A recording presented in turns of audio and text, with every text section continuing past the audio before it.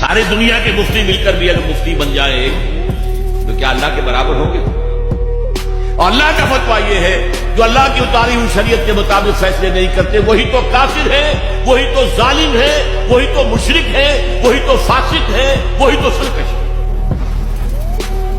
اور یہ 3 فتوے ایک رکوع میں آئے ہیں، سورہ مائدہ کا رکوع نمبر 7۔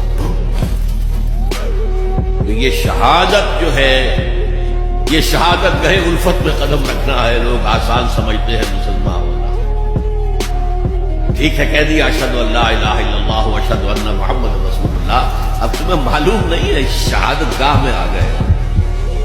اور شہادت سے مراد تمہارے قول سے اللہ اور اس کے دین کی گواہی ملنی چاہیے، تمہارے عمل سے اللہ کی اور اس کے دین کی گواہی ملنی چاہیے، اور انفرادی ہی نہیں اجتماعی سطح پر اللہ کے دین کو قائم کر کے گواہی دو دنیا کے سامنے کہ دیکھو یہ ہے اللہ کا دین، آؤ come and see with your own eyes, this is Islam.